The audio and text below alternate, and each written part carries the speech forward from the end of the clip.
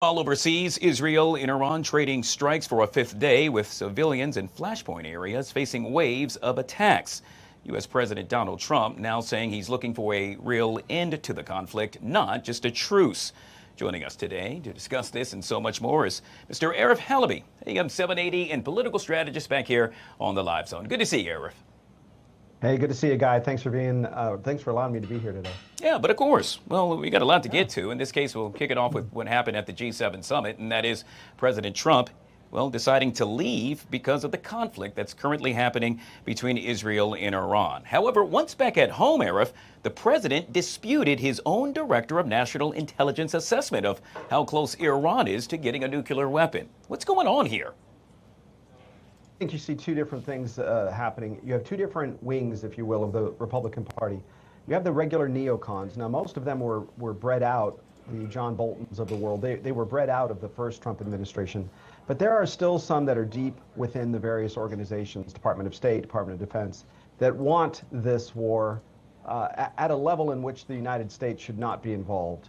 We have done a little bit of work, probably even a lot of work behind the scenes, covert operations, certainly intelligence, protection. But I think the MAGA wing that is less entanglements is pushing back. And that's why you hear Tulsi Gabbard and the president have a bit of a dispute here.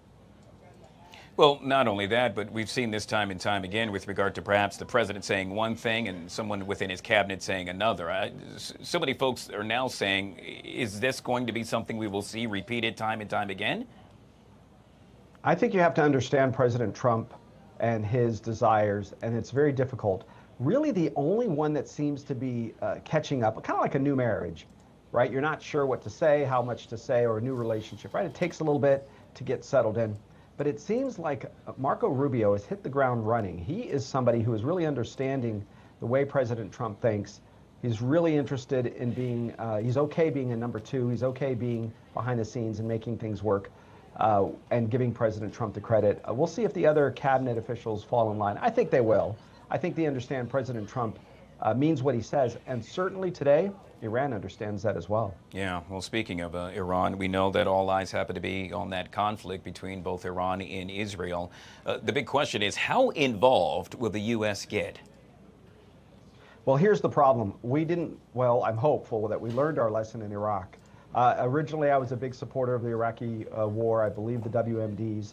I think Secretary Powell was given the short end of the stick when he was given information, went in front of the UN and of Congress and lied, not on purpose, but was given wrong information. And I think America is a bit, gun shy. And here's the problem. What happens next? You see, in Iraq, everybody went home. The sewer workers, the electric workers, the police officers, everybody left.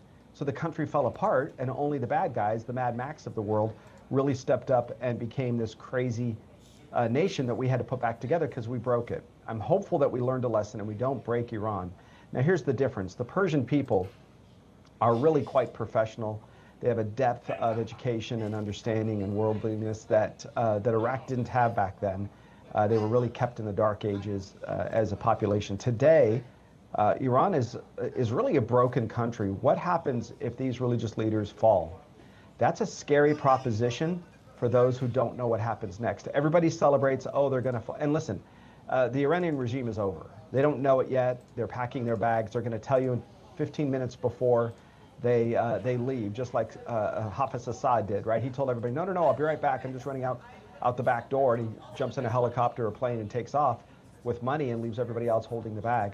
I think that's the same thing that will happen with the clerics, the 30-year-old, 25-year-old, 40-year-olds. They don't want this regime anymore. They are very much interested in a alliance with the West, and China is pushing back pretty hard. Well, I'm glad you brought that up. That happened to really segue me to my next question, and that is, in his first comment surrounding the conflict with regard to Israel and Iran, the Chinese leader says Beijing is deeply concerned. Across the sea, over here in America, we're saying, well, why does that matter? A lot of folks posing that question this afternoon. Well, China was involved with the laundering of money and of oil by rebranding tankers and buying the oil, in some cases, at inflated prices. So China would say, let's say a barrel of oil was $70, they might pay $80 or even $100 $50 a barrel for that same oil. It's a way of laundering money back into the Iranian regime. It allowed them to exchange oil for weapons and to continue to arm the Houthis and others. This is a very important part. The only real, well, friend China has in the region is Iran, right? You have this Iran, North Korea, China, Russia. You have this alliance, and it's breaking apart. And a lot of them are having challenges between Russia losing about 1 million men, between injuries and death. Now Iran's leadership has been decapitated. The Israelis really understood how to make this happen quickly. I'm surprised and not surprised at the same time. They understood a couple of things. One of those, track the scientists, follow the leaders, and when the clock hits 12, everybody take them out. And they've done that, and now they're taking out the second and third tier and even the fourth tier, including in the religious side. That's important to understand, because that means Israel and the United States are not going to accept a continuation of the status quo. Arif, within the last 5 minutes or so, we just got word that President Trump releasing a statement stating that we have complete control over the skies in Iran. To the extent of what that means, I'm not sure, but this happening just minutes ago. Your response to that? Yeah, I think you'll see some sorties being flown by Israel. They're going to keep pushing and pushing and pushing to get them to come out and admit that there is no nuclear program that's going to be continued, and they will allow inspectors in. I don't think that's going to happen. I think the clerics, this is a do or die. They know that it's regime change time, and it's a very sad thing. I don't think we should have done the regime change, but if they're not going to give us any other options, I think we're stuck. This is just the way it goes, and you don't really have a choice if they're not going to behave. All right, we will keep a close eye on all of the developments yet again with regard to Israel and Iran throughout the afternoon right here on the Live Zone. Back here at home, we know that the Department of Homeland Security yesterday reversed course on guidance limiting immigration raids, at farms, hotels, and restaurants. Now, in essence, what this all really boils down to is immigrations and customs enforcement officials telling leaders representing field offices across the country that they must continue to conduct those raids. It's an about-face, if you will. Yeah, I think there'll be some moderation of some of that.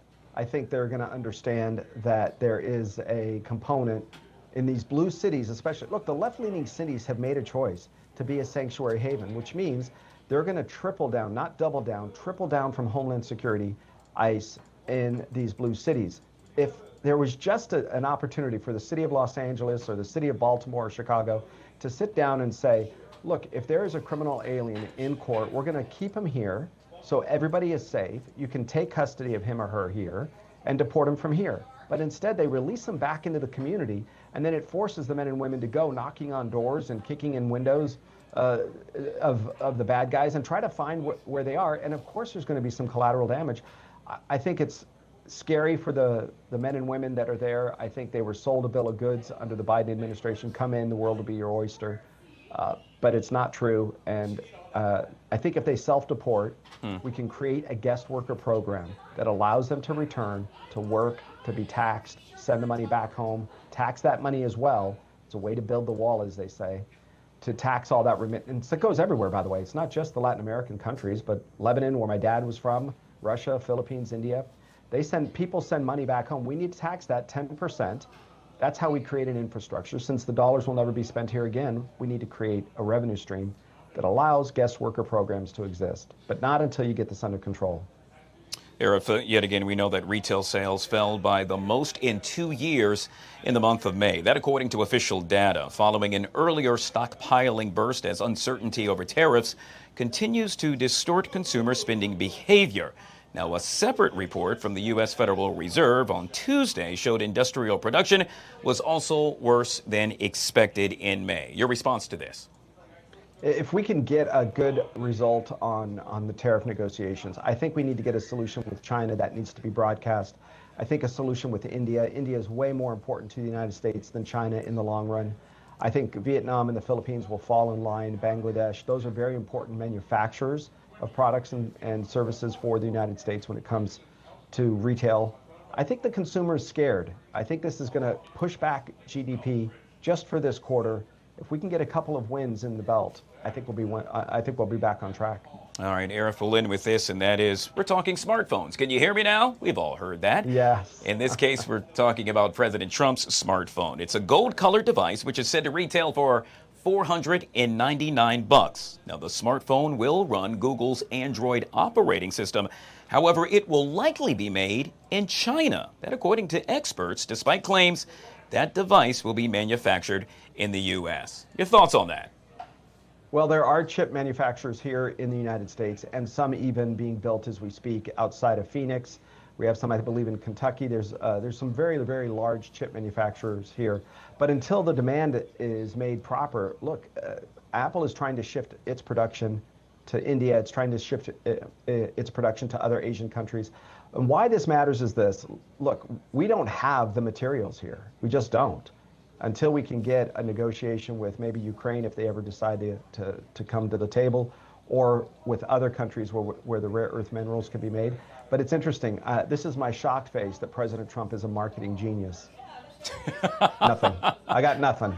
I got to tell you, sir, you'd be a great poker player if that's the case. Arif, always good to see you. Folks, very quickly want to get a chance to listen to you. How would they go about to do so? Yeah, every Sunday, 11 a.m. on the Pacific Coast, 11 a.m., AM 870, The Answer, 2-hour show. It's the Total Financial Hour with politics and finance. It's a lot of fun.